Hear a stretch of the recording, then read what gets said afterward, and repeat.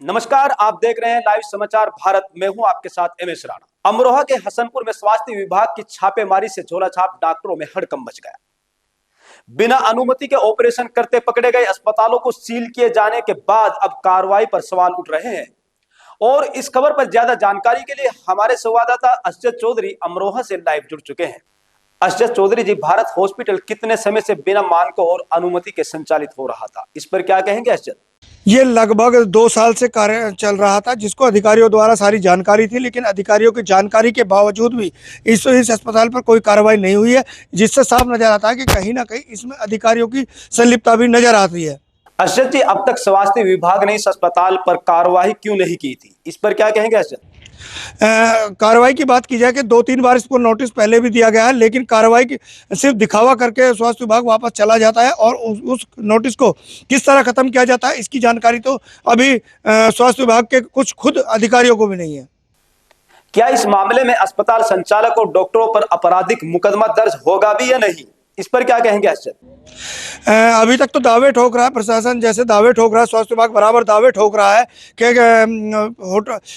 अस्पताल संचालक पर कार्रवाई होगी और डॉक्टर पर भी कार्रवाई होगी, क्योंकि एक बहुत बड़ा अपराध यह है कि ओटी चलती मिलना, यानी कि ऑपरेशन थिएटर में मरीज अंदर मिलना और स्वास्थ्य विभाग की छापेमारी होना और उसे जिला अस्पताल में भर्ती कराना और उसके बाद उसको सील करना, ये एक बहुत बड़ी अपने मानने के लिए बहुत बड़ी कार्रवाई है। लेकिन अब अधिकारी क्या करते हैं, ये तो आने वाला समय ही बताएगा।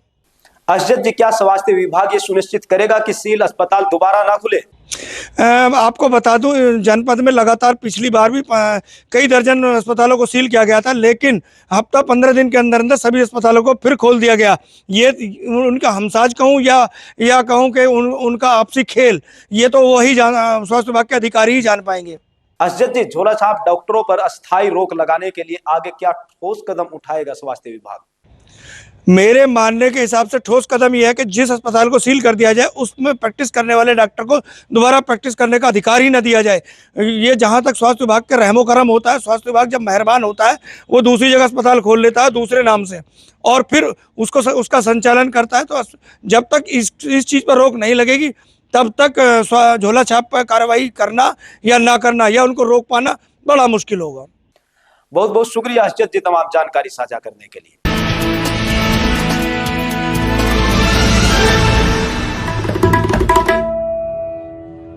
खबरों में बात करते हैं कर्नाटक के बीदर जिले के, जहां पर कई दुकानों में भीषण आग लग गई। कई दुकानदारों का भारी नुकसान भी हुआ है।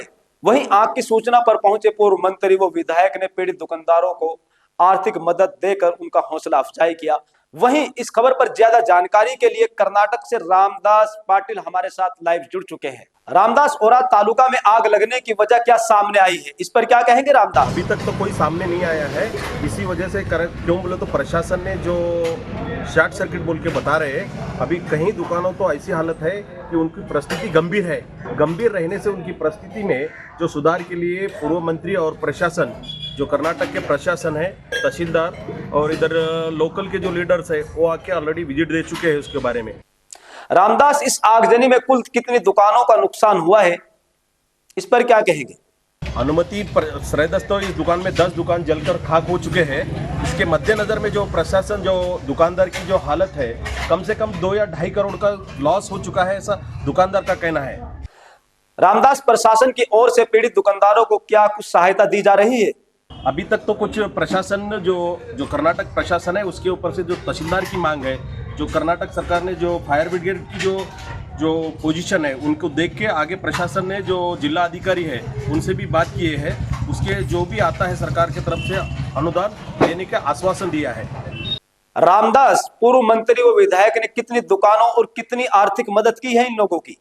इस आर्थिक जो मदद पूर्व मंत्री है, बीदर जिले के पूर्व मंत्री है प्रभु चौहान, उन्होंने जो दुकान पीड़ित हो चुके हैं, जो जल चुके हैं दुकान, उस दुकान को एक सांत्वना बात करने के लिए आए थे। उसी के मद्देनजर कुछ लोगों की जो प्रति हालत जो खराब है, उन लोगों को हर दुकान को 21,000 दिए हैं। 10 दुकान जलकर पूरा राख हो चुके हैं। रामदास, भविष्य में ऐसी घटनाओं से बचाव के लिए क्या सुरक्षा उपाय किए जाएंगे, इस पर क्या कहेंगे रामदास? प्रशासन ने ऑलरेडी आश्वासन दिया है, उसकी जांच चालू है। उसकी जांच होने के बाद में जब तक जांच क्लियर नहीं हो जाती तब तक उसका कुछ ये नहीं हो सकता है। बहुत शुक्रिया रामदास जी तमाम जानकारी साझा करने के लिए।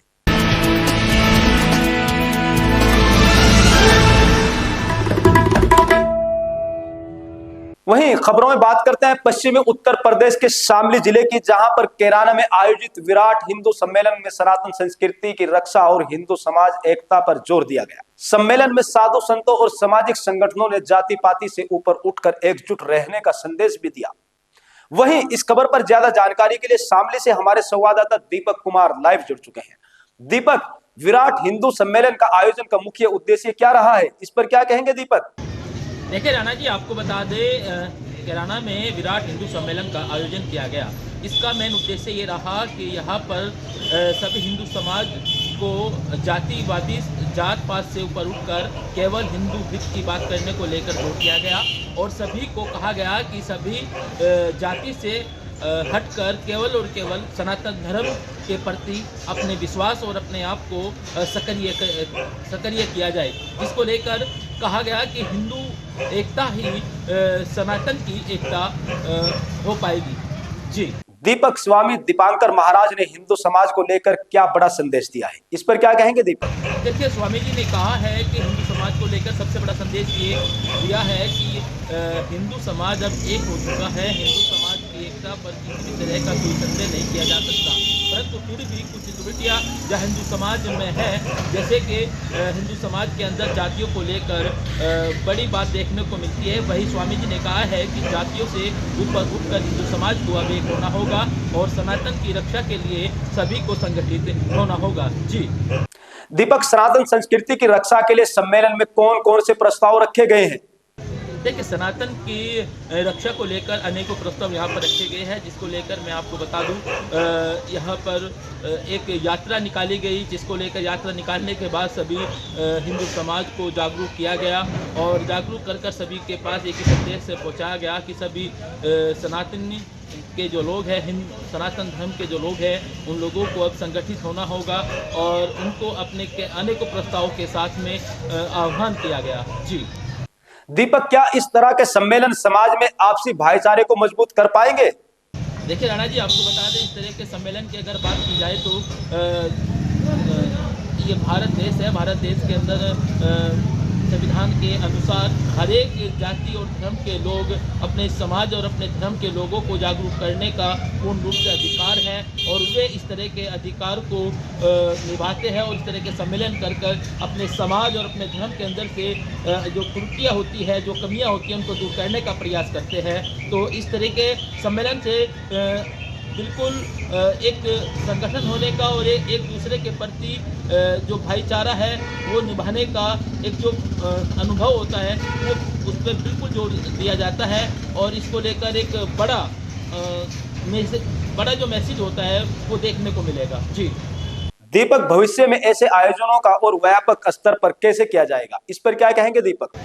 देखिए, बात की जाए तो ऐसे सम्मेलन को लेकर भविष्य में अनेकों सम्मेलन पहले भी होते रहे हैं और आगे भी ऐसे सम्मेलन होने की संभावना है और इस तरह के सम्मेलन को लेकर काफ़ी बड़े बड़े सम्मेलन होने के ऐलान भी बड़े हिंदू जो धर्म के लोग हैं वे कर चुके हैं, क्योंकि उन सभी का एक उद्देश्य है कि भारत के अंदर सनातन धर्म के अंदर जो कमियां हैं, जो त्रुटियां हैं, मैं आपको बता दूं, इस सम्मेलन के माध्यम से बहुत 5 तत्व को लेकर भी बातें की गई, पर्यावरण को बचाने को लेकर भी बातें की गई और समाज के अंदर से नशे को ख़त्म करने को लेकर भी बड़ी बड़ी जो है बातें कर लोगों को जागरूक किया गया और इन्हीं कमियों को दूर करने के लिए भविष्य में भी बड़े बड़े सम्मेलन करने की बड़ी संभावना है। जी बहुत शुक्रिया दीपक जी, आपका तमाम जानकारी साझा करने के लिए।